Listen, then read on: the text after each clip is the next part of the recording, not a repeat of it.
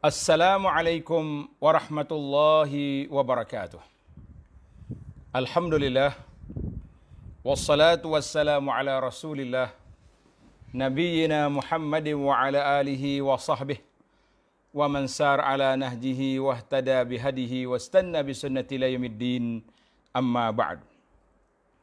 Yang dihormati muslimin dan muslimat, para penonton sekalian, yang dimuliakan pihak penganjur Fakulti Kesihatan, Sains Kesihatan, UiTM Puncak Alam. Alhamdulillah, pada tengah hari yang berbahagia ini, insya-Allah kita akan berbincang satu perbincangan, iaitulah tentang peristiwa yang akan berlaku di akhir zaman, iaitu zahirnya Imam Mahdi dan munculnya Dajjal, kemudian turunnya Nabi Allah Isa alaihi salam, dan datang keluarnya Ya'juj wa Ma'juj. Muslimin dan muslimat, para penonton sekalian, peristiwa-peristiwa ini dikira sebagai tanda-tanda kiamat yang besar. Min asyratis sa'atil kubra. Tanda kiamat yang besar, iaitu turunnya Nabi Isa alaihi salam ke bumi dari langit. Sebagaimana dalam hadis Nabi sallallahu alaihi wasallam, Nabi kita bersabda, di antara tanda-tanda kiamat itu, iaitulah apabila keluarnya 10 perkara. Bila keluar 10 perkara ini, maka itu sudah dikira sebagai tanda yang besar. Tanda yang besar akan keluar, dia panggil 10 tanda. Dalam hadis yang disabda oleh Nabi sallallahu alaihi wasallam, Nabi mengatakan, apabila munculnya 10 perkara,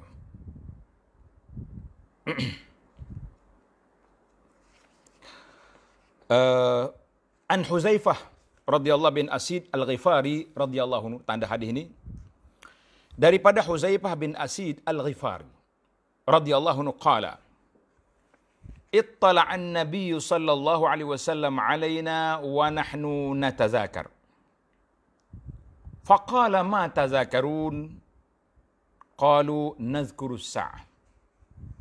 Huzaifah kata, kami sedang berbincang tentang suatu isu, iaitulah isu kiamat. Lalu baginda sallallahu alaihi wasallam jenguk Nabi kita mari. Nabi tanya, ma tazakarun, kamu duk bincang apa itu para sahabat? Qalu nazkuru sa'ah. Ya Rasulullah, kami sedang berbincang tentang hari kiamat. Qal, tanda ni. Maka Nabi kita sallallahu alaihi wasallam bersabda, Nabi kata, innaha lan taquma hatta tarawna qablaha 10 ayatin. Kiamat tidak akan berlaku sehingga kamu lihat 10 tanda. 10 tanda ini dipanggil asyratus sa'ah al-kubra, 10 tanda kiamat yang besar. Fadzakara ad-dukhan, keluarnya asap. Yang kedua, ad-dajjal, munculnya dajjal. Ad-dabbah, keluar binatang besar dari bumi. Wa tulu' asy-syamsi min maghribiha, keluar terbit matahari dari sebelah barat. Yang kelima, nuzulu Isa bin Maryam, Nabi Isa turun dari langit. Yang keenam, Ya'juj wa Ma'juj, tembok Ya'juj wa Ma'juj pecah, mereka akan merayau di atas muka bumi ini. Kemudian berlaku tiga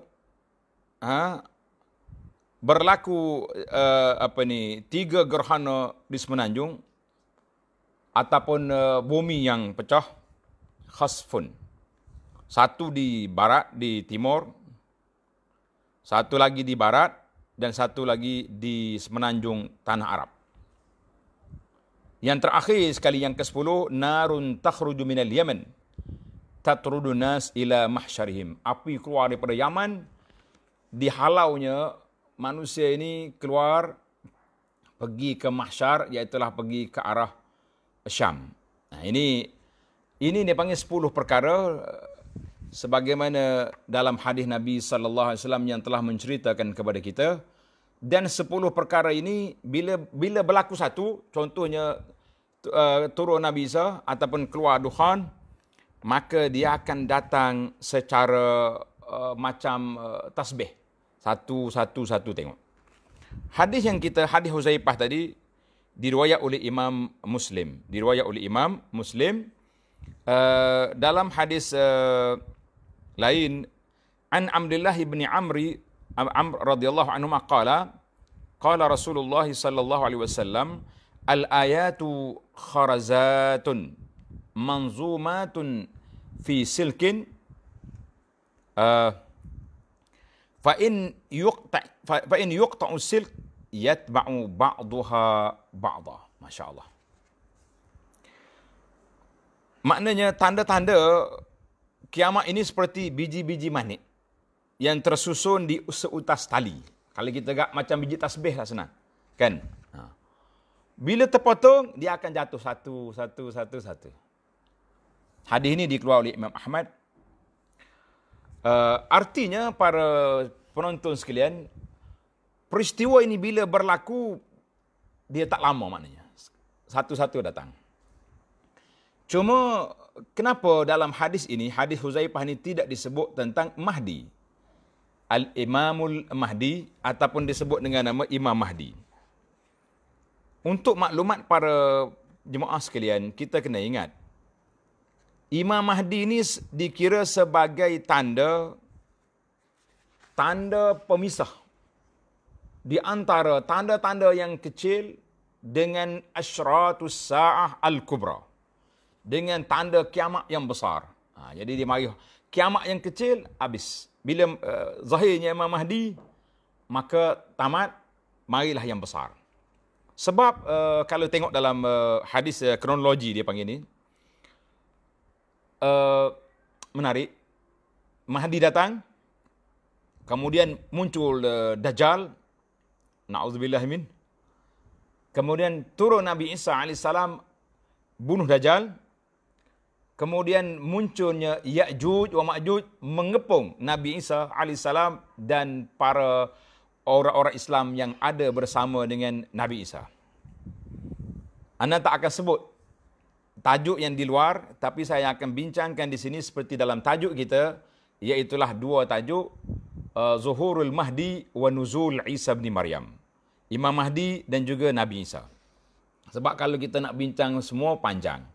Boleh jadi dalam siri-siri yang disusun oleh sahabat-sahabat kita di UiTM Puncak Alam ini,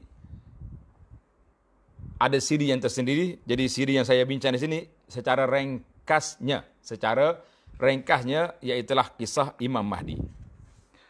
Baiklah para penonton sekalian, kita pergi kepada perbincangan ringkas kita. Al-Imamul Mahdi, terdapat lebih 50 hadis berkenaan dengan Al-Mahdi yang berstatus sahih, hasan, dan ada hadis dhaif yang dikuatkan dengan jalur-jalur yang lain. Sebahagian daripadanya menyebut nama beliau Al-Mahdi dan sebahagian lagi menerangkan beberapa perkara tentang sifat-sifatnya. Malangnya ramai dari kalangan umat Islam memahami isu Mahdi dengan kepahaman yang salah. Ada di kalangan umat Islam yang mengingkari kedatangan Mahdi. Ada yang tak percaya. Dia kata Mahdi ini satu cerita je lah. Kan? Dengan menyangka bahawa kesemua hadis yang menyebut tentangnya adalah dhaif. Ada juga yang menilai hadis-hadis ini sebagai dhaif menurut akal. Masya Allah. Dia teruk akal dia.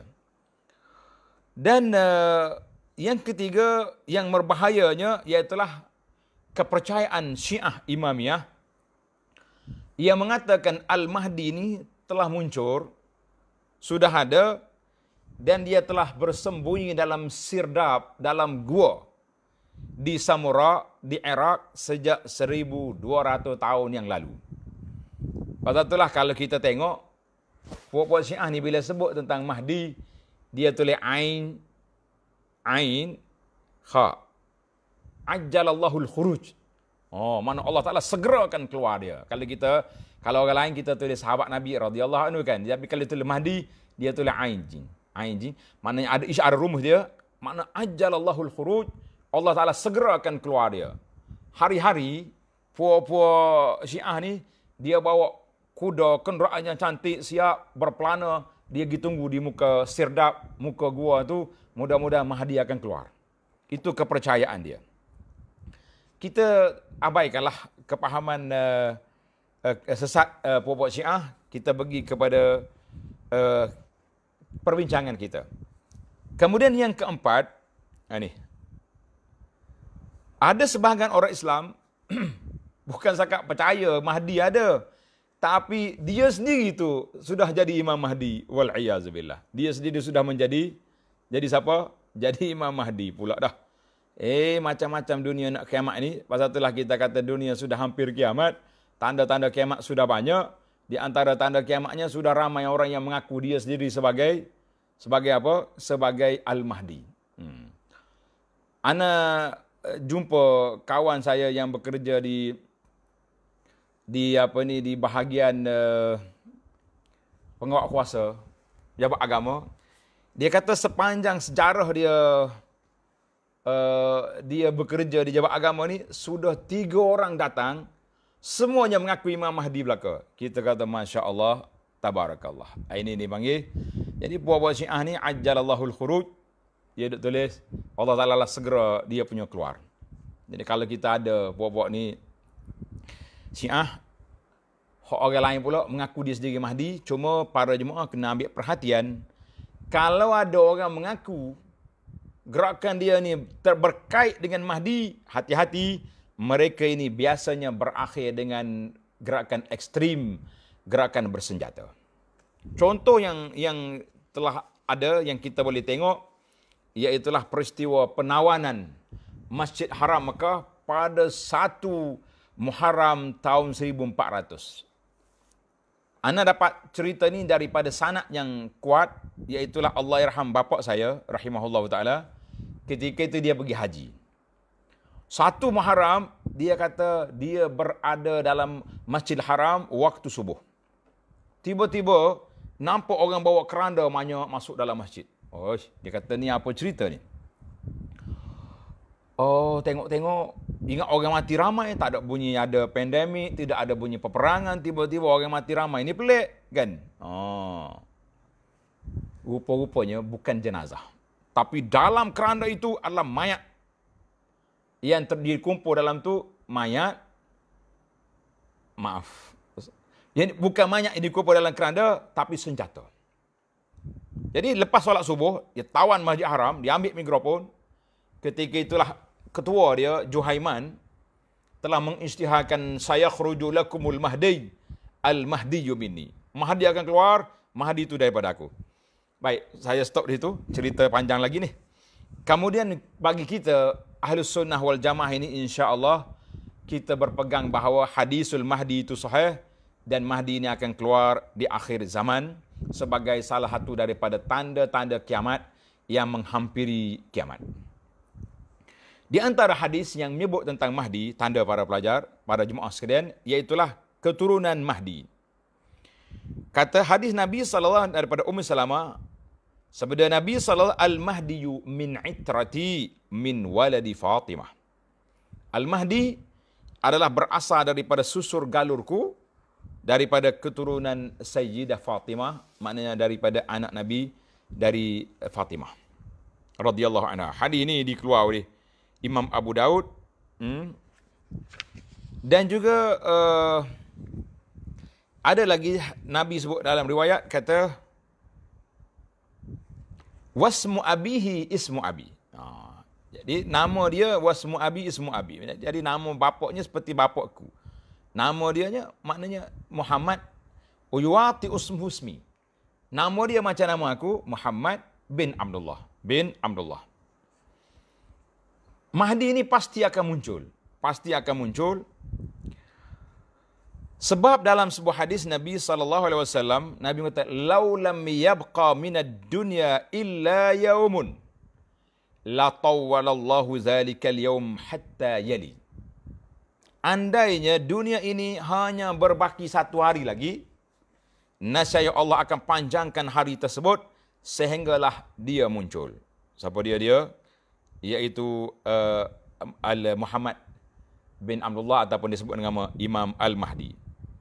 Gaya bahasa seperti ini adalah sebagai suatu penegasan bahawa Al-Mahdi akan muncul. Status Imam Mahdi bila dia muncul, Al-Mahdi sebagai khalifah, bukan lagi sebagai raja. Kepimpinan bermula dengan sistem khilafah zaman Nabi dulu. Kemudian bertukar kepada sistem beraja, kan? Maka akhirnya sistem itu kekal dengan kedatangan Mahdi juga adalah ketika berlakunya sistem khalifah. Sifat Al-Mahdi, kita kenal dia macam mana? Kalau-kalaulah sempat dengan kita, wallahu alam, kita tidak tahu kuasa Allah Subhanahu wa taala, kan? An Abi Sa'id Al-Khudri radhiyallahu qala Rasulullah sallallahu al-Mahdi minni ajlal jabhah aqnal anf yamla'ul arda qistan wa adla kama muli'at jawran wa zulma yamliku sab'a sinin. Nabi kata, Mahdi daripada keturunanku dahinya lebar, hidungnya mancung. Mana kalau hok mengaku hok kepek hidung mengaku jadi Mahdi tu ketik telinga dia, kata bukan mung. Kan? Dan akan menyebarkan keadilan di muka bumi sebagaimana bumi dahulunya dikuasai kejahatan dan kezaliman. Maknanya sebelum hari Mahdi ini berlaku peperangan besar, Al-Malhamah Al-Kubra berlaku. Kemudian mari zaman Mahdi, masya-Allah, dia telah membawa keadilan, qistan wa adla, dan kuasa selama 7 tahun. Dalam riwayat ini, tempoh Mahdi berada di berkuasa selama 7 tahun. Hadis ini diriwayat oleh Imam Abu Daud. Pertembungan dan peperangan sebelum kedatangan Mahdi, dalam hadis diriwayat oleh Ibnu Majah, dia kata, yaqtatilu inda kanzikum salas. Akan berbunuh-bunuhan, berebut kuasa di kalangan kamu 3 orang. Semuanya anak kepada khalifah. Maknanya anak kepada pemimpin. Berebut. 3 orang ni, summa la yasiru ila wahidin minhum. 3-3-nya tak dapat. Summa tatlu'ur rayatus sud min qibalil masyriq. Fayaqtulunakum qatlan lam yuqtalhu qaumun. Summa zakara syai'an afazu fa idza ra'aitumuhu fabai'u. Bila mari Nabi kata apa ni? Kemudian panji-panji hitam di sebelah timur akan muncul dan mereka memerangi kamu dengan cara yang tidak pernah dilakukan oleh satu kaum pun. Kata perawi, kemudian Nabi disebut lagi, fa idza ra'aitumuhu fabai'u walau habwan 'ala sarji fa innahum khalifatullahi al-Mahdi. Karena dia adalah khalifah Allah Taala al-Mahdi. Ini artinya Mahdi datang tu dunia dalam keadaan yang agak gawat. Maka ketika itu, hadis ini riwayat Ibnu Majah dalam sunannya Kitabul Fitan, dan ada ulama yang menilai kata macam-macam riwayat. Baik, perkara yang seterusnya, berbai'ah kepada Mahdi dan tenggelamnya tentera Syam. Hadis daripada Ummu Salamah radhiyallahu anha, yakunu ikhtilafun 'inda mauti khalifah. Akan berlaku ikhtilaf, maknanya perbalahan ketika matinya khalifah. Fayakhruju rajulun min ahli al-Madinati hariban ila Makkah. Maka seorang laki-laki dari ahli Madinah pergi ke Mekah. Fayatihi nasun min ahli Makkah fayahu wa huwa karih. Orang kenal dia. Orang Mekah panggil dia, pergi dekat dengan Kaabah, dekat di antara rukun dengan makam Ibrahim itu. Maka dalam keadaan dia tak suka, fayubayi'unahu, orang Mekah bai'ah kepada dia. Wa yub'atsu ilaihi ba'tsun min ahli Syam. Maka pada waktu itu bila dengar orang Mekah ni bai'ah kepada imam yang baru, tentera-tentera Syam datang, mari nak serang Mekah. Kan? Bila tengok sampai di antara tengah jalan Mekah dengan Madinah, fayukhsafu, mereka telah ditelan oleh bumi. Tadi dalam 10 hadis tadi dia kata yukhsafu, dia kata gerhana ya, bumi telan. Ini terjemahan ni kadang-kadang kita kena tengok. Jadi kata di para ulama hadis, kenapa Imam Mahdi tak lawan? Jawab dia, pada waktu itu Imam Mahdi baru dilantik, baru mendapat tempat, kan? Kemunculan Al-Mahdi akan berlaku di Hijaz, tapi sebelum itu telah berlaku kematian pemerintah dan pertelingkahan selepasnya dalam memilih pengganti. Maknanya pada orang Islam, pandangan orang Islam ketika itu tiada seorang pun dirasakan layak untuk menjadi pemerintah. Dalam keadaan kegelisahan itu, mereka cuba mencapai kesepakatan, lalu mereka memilih seorang yang dirasakan layak, iaitulah Al-Mahdi. Mereka berbaiat kepada dia walaupun dia tak nak. Biasanya pemimpin-pemimpin yang hebat-hebat ni dia tak nak, dia bukan berebut jawatan. Nah, yang nak berebut jawatan tu zaman kita, zaman-zaman yang akhir-akhir ni, yang nak berebut kan.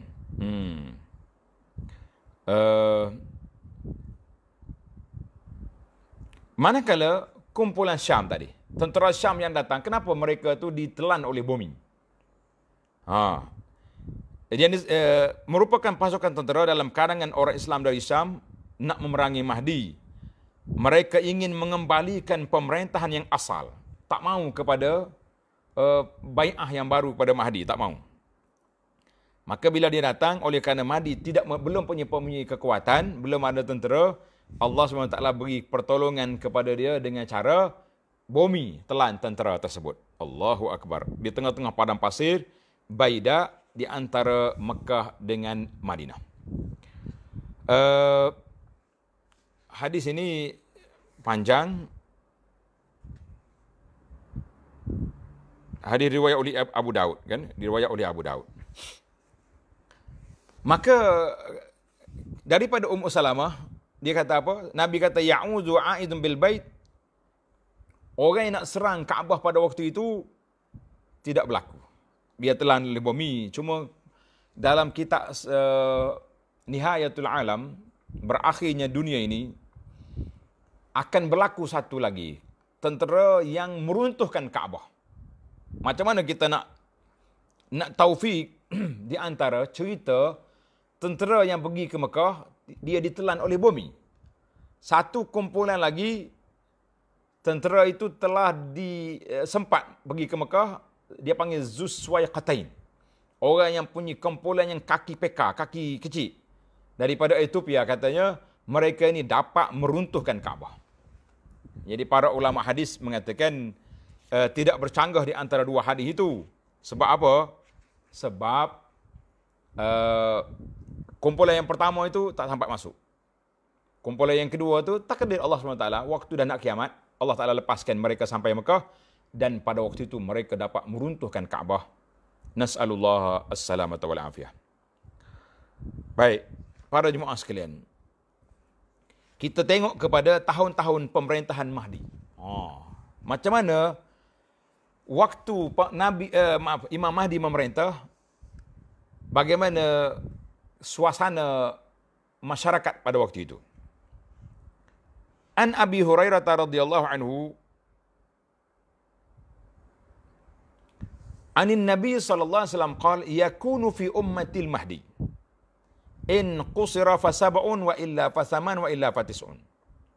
Nabi kata akan berlaku pemerintahan Mahdi seawalnya 7 tahun. Dan mungkin sampai 8 ataupun 9 tahun. Maknanya di antara 7 hingga 9 tahun pemerintah dia. Tan'amu ummati fiha ni'matan lam yan'amu mislaha, masya-Allah, tabarakallah.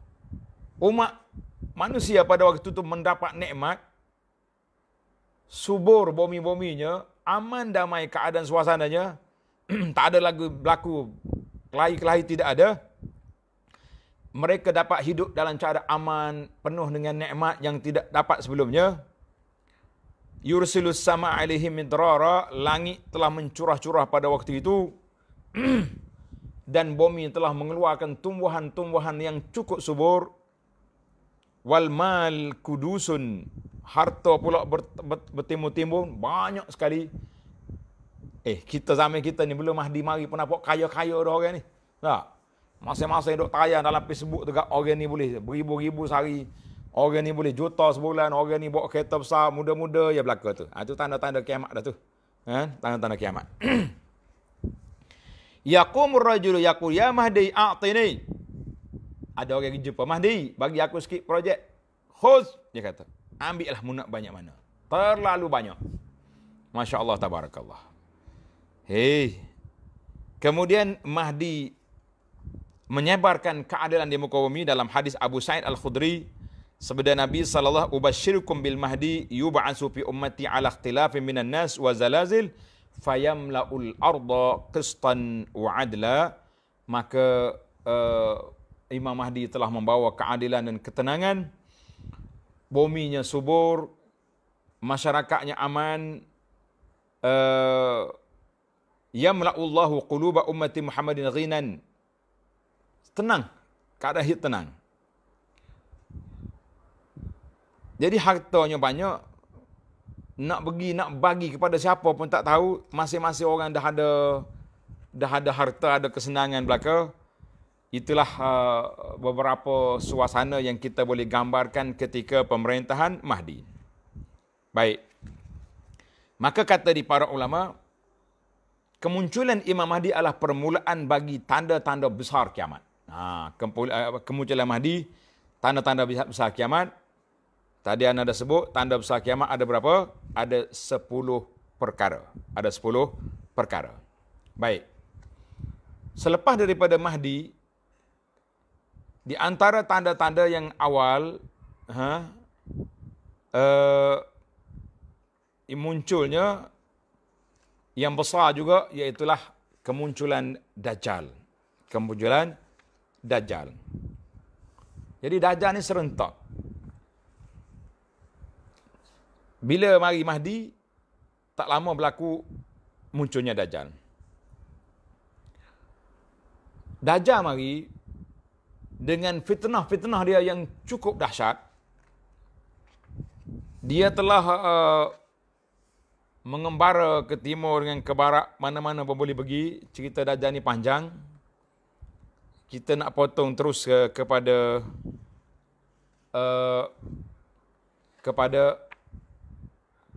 apa ni? Kisah Nabi Isa AS. Tapi tak boleh sebab Dajjal ni akan lalu di situ. Dajjal yang dia tak boleh masuk di mana? Semua tempat dia boleh pergi kecuali di mana?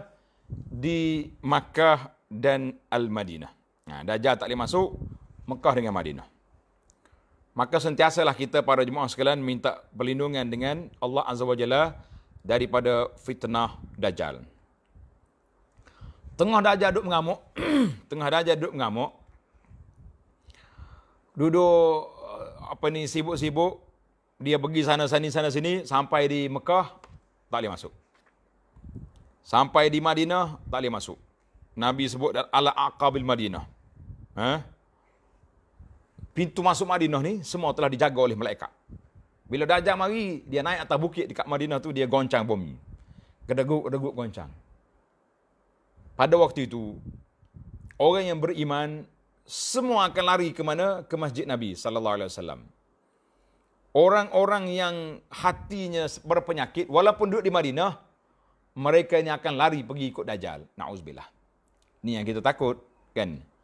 Yang kita takut hari ni, walaupun duduk di Mekah, walaupun duduk di Madinah, memang tak boleh masuk Dajjal di kawasan itu, tetapi mereka pula lari pergi ikut siapa? Ikut Dajjal.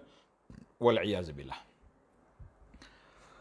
Dajjal ni terkenal dengan nama Al-Masih Ad-Dajjal. Para penonton sekalian, kita kadang-kadang keliru. Orang kata, kenapa Nabi Isa nama Al-Masih? Dan Dajjal juga dikenal dengan nama Al-Masih Ad-Dajjal. Lish? Kenapa?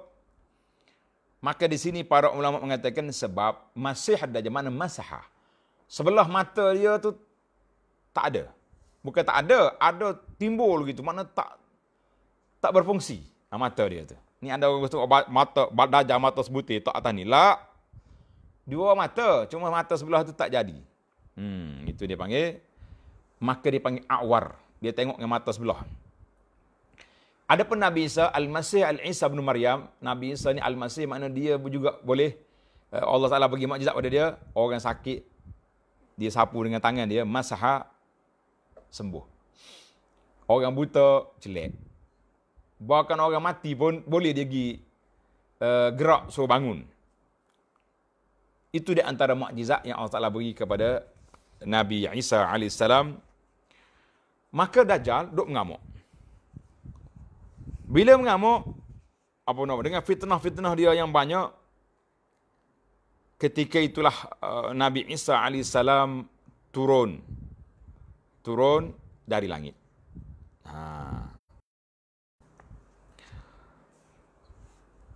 Turunnya Nabi Isa alaihissalam merupakan satu perkara yang pasti. Jadi kita orang beriman hari ini, alhamdulillah, kita yakin, kita percaya bahawa Nabi Isa diangkat oleh Allah Azza wa Jalla ke langit dan dia tidak mati dan abadan sama sekali dia tidak disalib. Manakala ada orang mengaku Nabi Isa disalib, maka itu ajaran yang salah, menyeleweng, sesat daripada apa yang telah diajar oleh Allah Azza wa Jalla dalam Al-Quran. Maka kepahaman kita, keyakinan kita bahawa Nabi Isa alaihissalam, Allah Ta'ala sebut, wa innahu la'ilmun lis-sa'ati fala tamtarunna biha wattabi'un hadza siratum mustaqim. Sesungguhnya dia, yakni Nabi Isa alaihissalam, adalah menjadi tanda kedatangan hari kiamat. Sebab tu ada setengah qiraat dia kata wa innahu la'alamun lis-sa'ah. Ilmu itu mana pengetahuan tentang kiamat. Tapi kalau bacaan kata la'alamun dengan baris ain baris atas, mana dia sendiri menjadi tanda kiamat. Maknanya turunnya Nabi Isa bermakna kiamat sudah hampir. Sudah hampir. Ayat ini dalam surah Az-Zukhruf ayat 61. Itu keyakinan kita. Dan Allah Ta'ala juga telah berfirman, wa in min ahlil kitabi illa la yu'minanna bihi qabla mautih wa yawmal qiyamati yakunu alaihim syahida. Dan tidak ada seorang pun dari kalangan ahli kitab, puak-puak Nasara, melainkan mereka akan kembali beriman kepada Nabi Isa sebelum matinya, dan pada hari kiamat kelak Nabi Isa akan menjadi saksi terhadap mereka. Maknanya, mereka, ayat ini surah An-Nisa 159, ini merupakan dalil bahawa Nabi Isa belum wafat, baginda akan turun ke bumi, menjalani kehidupan, kemudian barulah dia wafat.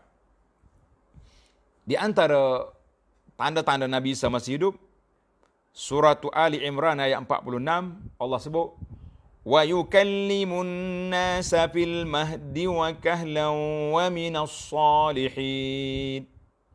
Dan Nabi Isa berbicara, berkata-kata kepada orang ramai semasa kecilnya.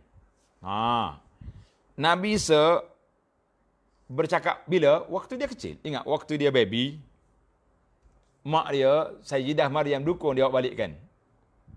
Hei, orang kampung dia marah, lakan jikti syai'an fariya. Maryam, kamu telah bawa cerita yang memalukan keluarga. Maryam kata, inni nazartu lirrahmani sawma. Aku tak bercakap, aku tak mau cakap. Dia tunjuk anak dia. Hai, Maryam, apa kamu ni nak bercakap dengan baby? Bercakap dengan budak-budak pula mu ni. Pelik-pelik Maryam ni. Ketika itu, Isa berpaling, dia kata, inni Abdullah. Sudah. Boleh dia bercakap. Terkejut habis orang. Puak-puak ni, tadi dia marah. dia kata Isa anak tak baik kan. Bila dengar budak ni bercakap, bertukar daripada Abdullah, dia pergi tukar kepada inni ibnullah, aku anak Tuhan. Noh habis dunia. Sampai hari ini pun, lagu itulah pegangan mereka. Fil mahdi wakahla. Ini ayat ni menyebut, ayat surah Ali Imran ayat 46 ini menyebut wakahlan. Dan juga dia akan bercakap ketika tua nanti. Ketika sudah dewasa, makna dan dia ada kalangan orang-orang yang soleh. Percakapan Nabi Isa ketika baginda masih dalam buayan merupakan suatu perkara luar biasa. Tetapi apakah pula keajaiban apabila baginda bercakap ketika dewasa nanti? Jawapannya, dalam ayat ni Tuhan kata, Isa akan bercakap pula bila dia dewasa nanti. Kita kata, apa yang jadi masalahnya? Kan? Biasa orang tua bercakap. Jawapannya, perkara ini berlaku apabila baginda Isa turun dari langit selepas baginda diangkat ke sana selama ribuan tahun dulu. Tahun ni sudah berapa tahun? Sekarang ni kita berada di 2020. 2020 bermakna umur Nabi Isa 2020 ini iaitulah tahun kelahiran, dipanggil Al-Masih, Miladul Masih. Miladi maknanya tahun kelahiran Nabi Isa. Kita kena faham. Sebab tu Sayyidina Umar, dia tak nak guna tahun tu, dia nak guna Hijri. Maka Sayyidina Umar telah tarikhkan bagi umat ini tarikh permulaan daripada hijrah Nabi SAW. Mana Nabi Isa sudah 2020 tahun kelahiran dia. Dan waktu dia diangkat ke langit, waktu dia umur dia masih muda. Sebagaimana kata di ulama tafsir dan juga ulama sirah, yang mengatakan Nabi-Nabi, kebanyakan majoriti mereka dibangkitkan ketika umur 40 tahun. Kecuali Isa. Isa waktu diangkat ke langit, umur dia baru 30 lebih. Kan? Dia akan turun dengan umur yang sama. Masya Allah. Ketika baginda langit, usia baginda tidak bertambah. Ingat ni. Maknanya waktu dia di langit esok, umur dia tidak bertambah. Dia turun dengan rupa umur yang sama. Dan insya Allah, kita juga umur tidak bertambah. Bila kita masuk dalam syurga nanti, insya Allah umur kita sama. Timbul pula masalah. Kenapa? Tuan-tuan tengoklah dalam siri-siri tafsir saya. Kalau tidak habis cerita di sini, cerita Nabi Isa panjang lagi, waktu kita sangat terhad. Allahu Akbar. Jadi Allah Ta'ala sebut, Ya Isa inni mutawaffika wa rafi'uka ilayya. Dalam Quran kata, inni aku mutawaffika, dengan mana mewafatkan kamu. Pas satu orang setengah orang kata, mati dah Isa. La. Mutawaffi di sini dengan makna diberi tidur. Bukan mati besar, mati kecil. Baiklah. Tanda untuk maklumat para pelajar, jumlah hadis marfu' yang menyebut tentang turunnya Isa adalah sebanyak 86 hadis. Manakala jumlah hadis yang tidak mencapai taraf marfu' adalah sebanyak 36 hadis, menjadikan jumlah keseluruhannya sebanyak 121 buah hadis. Sebahagian daripada hadis ini telah pun disebutkan pada bahagian lalu dalam kitab inilah. Dan oleh itu ramai para ulama menyatakan dengan jelas bahawa hadis tentang turunnya Nabi Isa adalah mutawatir. Mutawatir. Di antara yang menyebut demikian iaitu Syekh Al-Imam Ibnu Katsir, Ibnu Atiyah, Al-Syaukani dan lain-lain.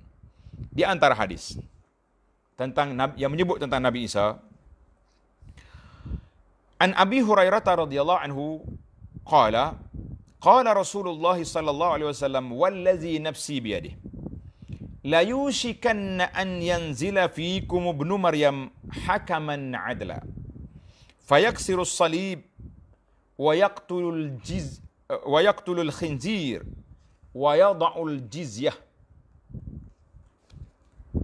wa yafidu al-mal hatta la yaqbalu ahadun hatta takun as-sajdatul wahidatu khairan minad dunya wa ma fiha thumma yaqulu Abu Hurairah waqra in syi'tum wa in min ahli al-kitab illa la yu'minan nabiy qabla mautih wa yaumal qiyamati yakun alaihim syahida. Maksud dia daripada Abu Hurairah, sabda Nabi sallallahu alaihi wasallam, demi jiwaku yang berada di tangannya, Nabi bersumpah, hampir tiba masanya Al-Masih putra Maryam akan turun kepada kamu untuk menjadi pemerintah yang adil. Zaman Nabi dulu, 1400 tahun, Nabi kata hampir turun dah. Tak pelik.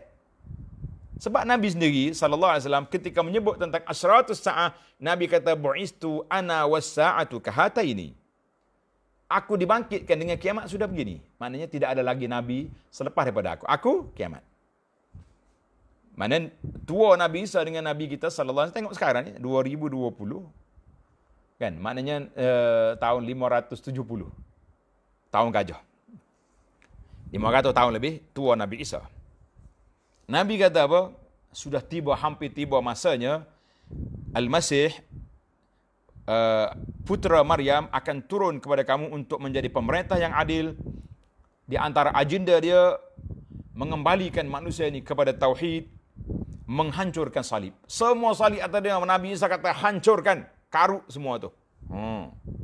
Membunuh khinzir. Khinzir kena bunuh dia.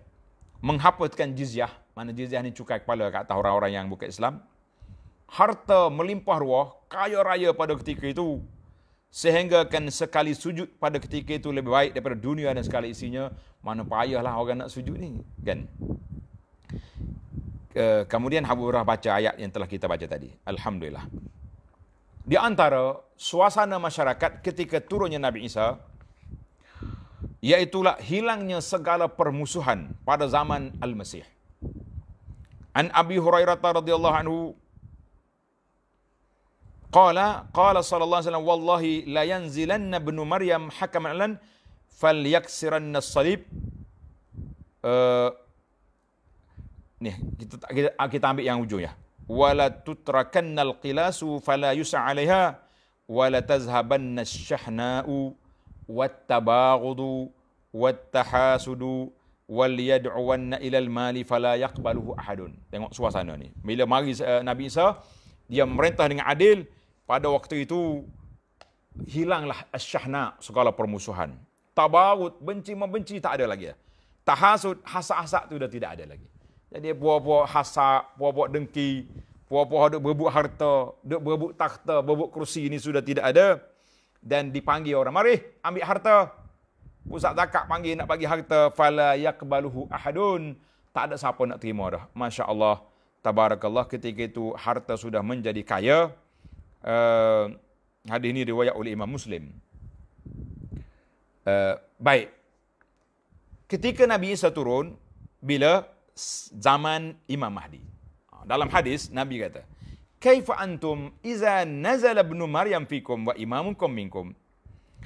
Bagaimana keadaan kamu ketika putera Maryam, Sayyidina Isa turun kepada kamu dan pemimpin kamu berada dalam kalangan kamu. Pemimpin kamu berada dalam kalangan kamu. Hadis ini dikeluarkan oleh Imam Bukhari. Maka majoriti ulama mengatakan bahawa pemimpin orang Muslim pada masa itu iaitulah Imam Mahdi. Maknanya Nabi Isa akan bertemu dengan siapa? Dengan Imam Mahdi ketika itu. Maka Nabi Isa memimpin manusia dengan hukum Islam.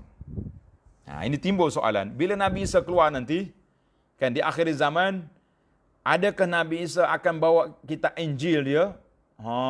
Bawa kita Injil? Jawab dia, taklah. Dia akan berpegang dengan ajaran kita Al-Quran, sebab Injil dia sudah tidak valid. Dia kata, maknanya tempoh dia sudah expired, kecuali ajaran yang sama dengan kita. Di antaranya isi kandungan besar, contohnya tauhid kepada Allah Ta'ala. Itu sekali. Maknanya undang-undang, peraturan, hukum hakam, dia kena rujuk kepada Al-Quran. Dalam hadis sabda Nabi sallallahu alaihi wasallam, "Kaifa antum iza nazala fikum ibnu Maryam fa ammakum minkum?" Qala ibnu Abi Zib, "Tadri ma ammakum minkum?" Qultu tukhbiruni. Qala fa ammakum bi kitabi rabbikum wa sunnata nabiyyikum. Maknanya bila Nabi Isa turun kepada kamu, pada kamu lalu memimpin kamu. Kata rawi dia Ibnu Abi Zib, apakah kamu tahu dengan apa dia berhukum terhadap kamu? Dia hukum dengan hukum apa? Aku berkata, mana aku tahu? Ini hak murid dia tanya. Tuan guru lah cerita. Katanya dia akan memimpin kamu dengan kitab Tuhanmu dan dengan sunnah Nabi kamu sallallahu alaihi wasallam. Hadis ini juga dalam Bukhari. Maka hadis ini menjadi dalil yang menolak dakwaan golongan yang mengingkari kedatangan Al-Mahdi dengan hujah bahawa tiada nabi selepas Nabi Muhammad sallallahu alaihi wasallam. Maka hadis ini menerangkan apabila Isa turun, baginda akan berhukum berdasarkan kalam Allah dan juga sunnah Nabi sallallahu alaihi wasallam. Jadi Imam Mahdi ikut kita. Nabi Isa turun pun sama juga. Masya-Allah, tabarakallah. Ketika Nabi Musa turun, di mana dia turun? Tanda ni para pelajar, katanya Nabi Isa turun di Manaratul Bayda di Syria, di Damsyik. Di Damsyik ketika Nabi Isa turun. Dia panggil Indal Al-Manaratul Bayda Syarqi Dimash. Sebelah barat, utara. Timur. Syarqi Dimash. Allah. Syarqi, Gharbi, Barat. Ketika dia turun, dengar cerita. An Jabir bin Abdullah radhiyallahu anhu yaqul. Aku dengar Nabi kita sallallahu alaihi wasallam bersabda, la tazalu ta'ifatun min ummati yuqatiluna 'alal haqqi zahirina ila yaumil qiyamah. Qala fayanzilu Isa bin Maryam. Bila Nabi Isa turun, di mana tempat dia turun? Dia turun di Manaratul Bayda di Syarqi Dimash. Di timur Dimash, kan. Katanya wa alihi mahrudatan ayyal basu saubaini. Comel dia pakai baju dua. Wadi'an kafai ala ajnihati malakaini. Dia duduk duduk di atas, dia berpegang dengan sayap malaikat. Masya-Allah, tabarakallah. Ketika itu fayaqulu amiruhum, bila tengok Nabi Isa turun, ketua mereka kata, ta'al salli lana. Isa jadi imam. Fayaqulu la. Nabi Isa kata, tak. Inna ba'dakum ala ba'din umara takrimatullahi hadhil ummah. Allahu akbar. Nabi Isa kata, tak ada. Teruskan. Teruskan imam kamu daripada kamu. Aku tak kacau. Imam kamu ialah imammu. Maka siapa dia imam dia? Itulah Imam Mahdi. Di sini juga para ulama kata, tanda hadis ini juga. Maka majoriti ulama mengatakan amiruhum, siapa dia? Imam Al-Mahdi. Hadis ini juga dalam Bukhari. Jadi alhamdulillah Ibnu Katsir telah mengatakan menara ini telah zaman dia telah diperbesarkan dengan batu yang putih. Jadi panjanglah cerita, kita ringkas je. Dipanggil Manaratul Bayda di Damsyik. Alhamdulillah, saya tak tahu keadaan apa yang berlaku selepas peperangan ini, harapnya masih ada di situlah, kan. Nabi Isa menyampaikan salam, Nabi SAW pernah menyampaikan salam kepada Al-Masih. Dan Nabi Isa selepas daripada itu juga mengerjakan haji ke Baitullah Haram. Sifat-sifat Isa, apa dia sifat dia? Sifat Al-Masih dan manusia meluk agama Islam. Daripada Nabi kata, laisa baini wa bainahu nabiyyun. Maknanya tidak ada jarak di antara aku dengan Isa, Nabi. Tak ada. Lepas pada Isa, Nabi kita sallallahu alaihi wasallam. Tapi Isa bagi balik. Wa innahu nazilun. Nabi kata, dia ni akan turun dari langit. Fa idza ra'aitumuhu fa'rifuhu.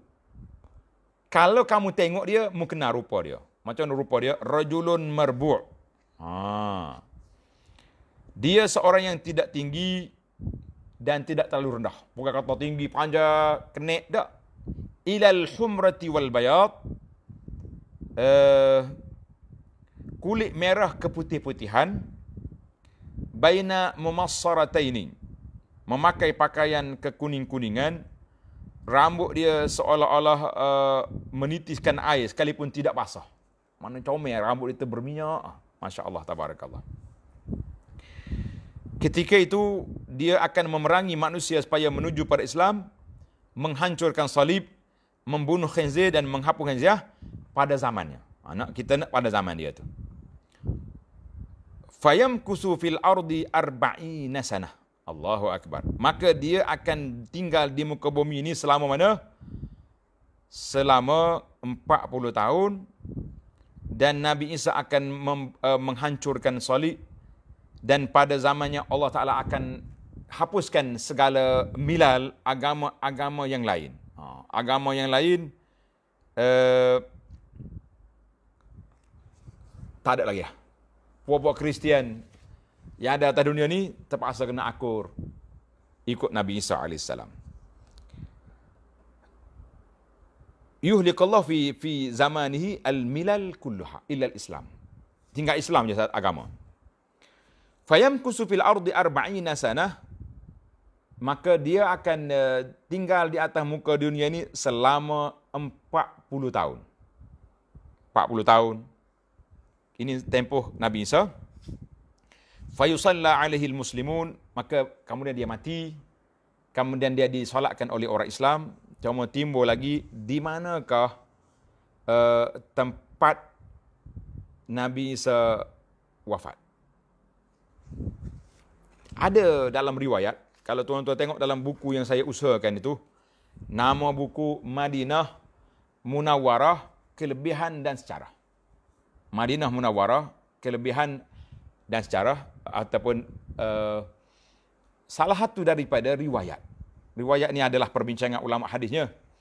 Dia kata Nabi Isa dengan Nabi SAW dijadikan daripada tanah yang satu.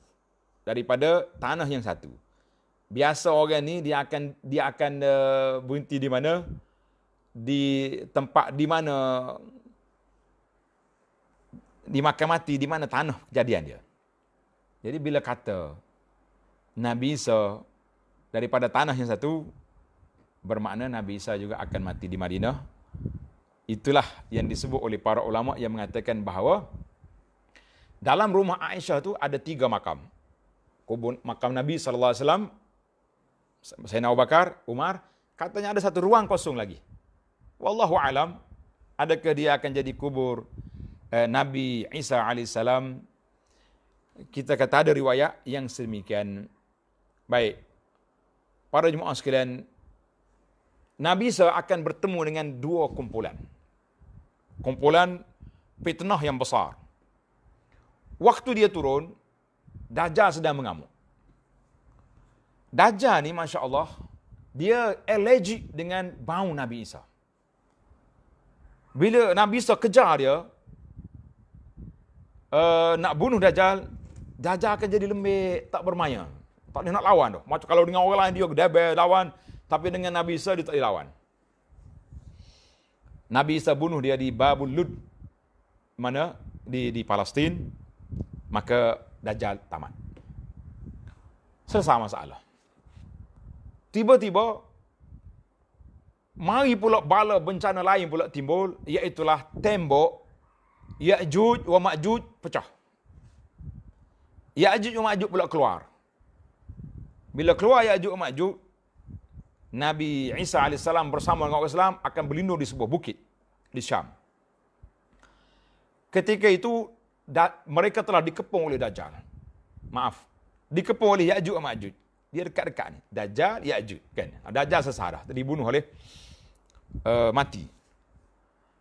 Bila Ya'juj ni makhluk manusia, terlalu ramai dia punya bilangan, Masya Allah tabarakallah, dia kepung sehingga Nabi Isa tak boleh nak bergerak, duduk atas bukit ni.